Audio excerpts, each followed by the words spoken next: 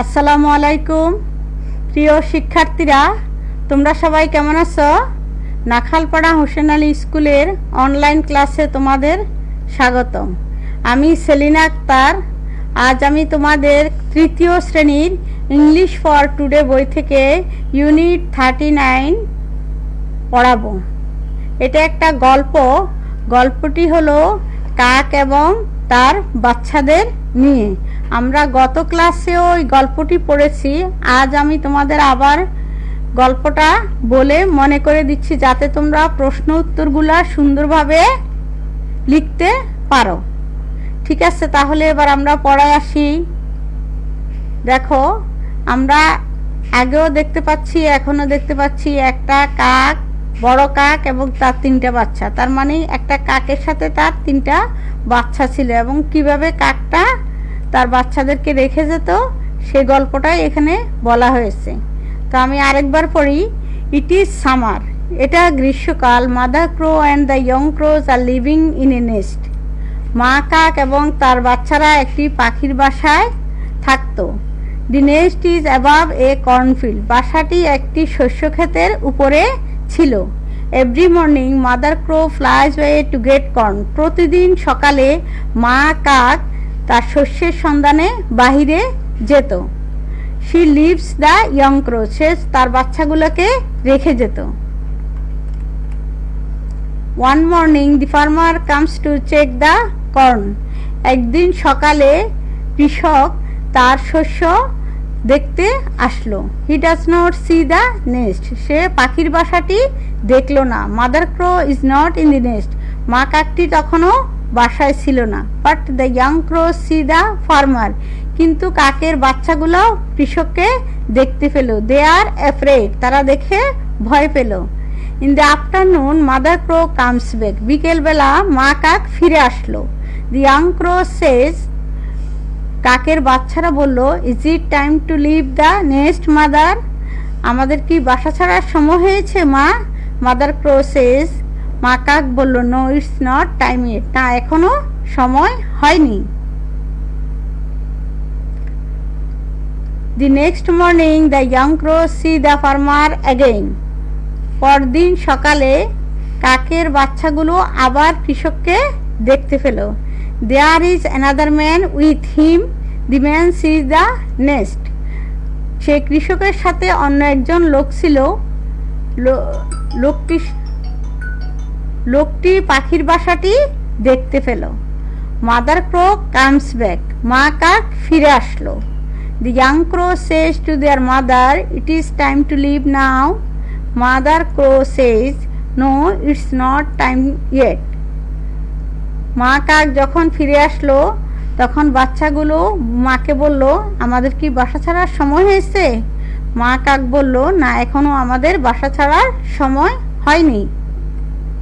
The next day, পরবর্তী দিন, the young crow see the farmer and the man again, পরবর্তী দিন কাকের বাচ্চারা দেখলো ওই কৃষক এবং তার সাথে একজন লোক আবার এসেছে। The man has a stick, তাদের হাতে একটা লাঠি ছিল। মাদার ক্রো কামস ব্যাক, মা কাকও ফিরে আসলো। She sees the farmer and the man with the stick, মা কাকও ফিরে আসলো এবং সেও দেখলো একজন কৃষক এবং তার সাথে একজন লোক লাঠি নিয়ে আসছে। The young crow says, is it time to leave the nest now mother, আবার কাকের বাচ্চাগুলো বলল, মা আমাদের কি এখনো বাসা ছাড়ার সময় হয়েছে মা?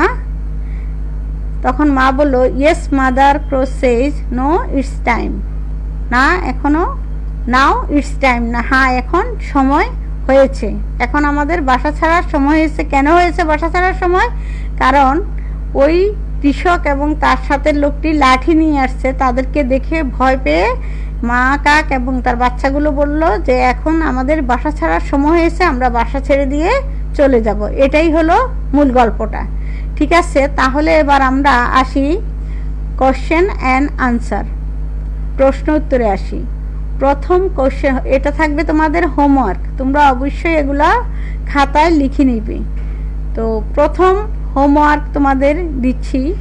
Number 1, how many crows live in the nest, পাখির বাসায় কয়টি কাক থাকতো? তাহলে পাখির বাসায় কয়টা কাক ছিল, কাকের বাসায় কয়টা কাক ছিল? আমরা ছবিতে দেখেছি একটা মা কাক এবং তার 3টা বাচ্চা। তাহলে আমরা বলবো 4 crows live in the nest। পাখির বাসায় 4টা কাক ছিল। Number 2, where is the nest? পাখির বাসাটি কোথায় ছিল? আনসার হবে the nest is above a cornfield. পাখির বাসাটি একটি শস্য ক্ষেতের উপরে ছিল। এবার number 3, why does the mother crow leave every morning? প্রতিদিন সকালে মা কাক কেন বাসা থেকে চলে যেত? আনসার হবে the mother crow leaves every morning to get corn. সে শস্যের খোঁজে বাসা থেকে প্রতিদিন মা কাক বেরিয়ে যেত প্রতি সকালে। Why does the mother crow, এবার number 4, how many people do the crows see? কাকগুলো কয়টা লোককে দেখতে পেল? কয়টা লোককে বলো তো তোমরা? তোমরা অবশ্যই দেখেছো একটা কৃষক এবং তার সাথে আরেকজন লোক। তাহলে কয়টা লোককে দেখতে পেল? 2 জন লোককে তারা দেখতে পেল। তাহলে আমরা কি বলবো? Answer, how many people do the crows see? আমরা বলবো দি ক্রোস সি 2 পিপল। কাকগুলো 2টা লোককে দেখতে পেল। এবার আসি group work, ask and answer. দলগত কাজ, প্রশ্ন করো এবং উত্তর দাও। Number 1, why do the young crows want to leave the nest? কাকের বাচ্চারা কেন বাসা ছাড়তে চাইল? কেন বলো? The young crows want to leave the nest because they are afraid of farmer. কারণ কাকের বাচ্চারা বাসা ছাড়তে চাইলো কারণ তারা কৃষককে ভয় পেয়েছে। কৃষককে দেখে তারা কি করছে? ভয় পেয়েছে, তাই তারা বাসা ছাড়তে চাইলো। Why does the man point to the nest? কেন লোকটি বাসাটির দিকে ইঙ্গিত করলো? The man point to the nest because he thinks that the crows of the nest eat their corn. লোকটি বাসাটির দিকে ইঙ্গিত করলো কারণ সে ভাবে যে বাসায় কাকগুলো তাদের শস্য খেয়ে ফেলতো। এই কারণে লোকগুলো তাদের বাসার দিকে ইঙ্গিত করলো। Number 3, at the end of the story, why does Mother Crow say it is time to leave? গল্পের শেষে মা কাক কেন বলল যে এখন আমাদের বাসা ছাড়ার সময় হয়েছে? The mother crow thinks that she and her children are not safe when the farmer and the other men want to drive them away with stick. That's why she says it is time to leave.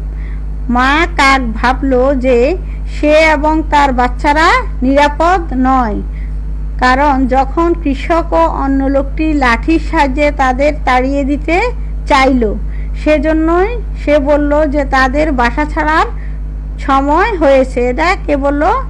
মা কাকটা বলল। Number 4, how many days are there in story? গল্পে কয়টা দিনের কথা বলা হয়েছে? গল্পে কয় দিনের কথা বলা হয়েছে? 3 দিনের কথা। আনসার হবে দেয়ার আর 3 days ইন দ্য স্টোরি। গল্পে 3 দিনের কথা বলা হয়েছে। ঠিক আছে, তাহলে আজ এই পর্যন্তই। আর তোমাদের আরেকটা প্রথম ফার্স্ট টিউটোরিয়াল এক্সামিনেশন অনুসারে আমাদের স্কুলে একটা পরীক্ষা হবে তোমাদের। সেটা হবে ইংলিশ ফর টুডে বই থেকে ইউনিট 1 to 10। আর গ্রামার থাকবে English grammar, letter, vowel and consonant. এটা তোমাদের সবার তো সিলেবাস আছে, এটা কিন্তু সিলেবাসেই লেখা আছে। ফার্স্ট টিউটোরিয়াল এক্সামে যে সমস্তগুলো আছে ইউনিট 1 থেকে 10 ইএফটি, গ্রামার, ইংলিশ গ্রামার কাকে বলে, ইংলিশ গ্রামার কয়টি অংশ কি কি, লেটার কাকে বলে, ইংরেজিতে লেটার কয়টি ও কি কি, ভাওয়াল ও কনসোনেন্ট কাকে বলে, ভাওয়াল কয়টি ও কি কি, এটার উপরে একটা পরীক্ষা হবে, কোশ্চেন প্যাটার্ন হবে এমসিকিউ পদ্ধতিতে, multiple choice question. Tick the best mark, চারটা প্রথমে প্রশ্ন থাকবে, প্রশ্নের চারটা উত্তর থাকবে, তোমরা যেটা সঠিক প্রশ্ন উত্তর সেটাতে টিক চিহ্ন দিবে। এভাবেই তোমাদের পরীক্ষাটা হবে। এটা আমাদের স্কুলে তোমরা জেনে নিবে, স্কুলে একটা অ্যাপসের মাধ্যমে তোমাদের জানিয়ে দেওয়া হবে। তোমরা অবশ্যই এই পরীক্ষায় অংশগ্রহণ করবে, ঠিক আছে? তাহলে তোমরা বাসায় থাকো, নিরাপদে থাকো, সুস্থ থাকো। আজ এই পর্যন্তই। আল্লাহ হাফেজ।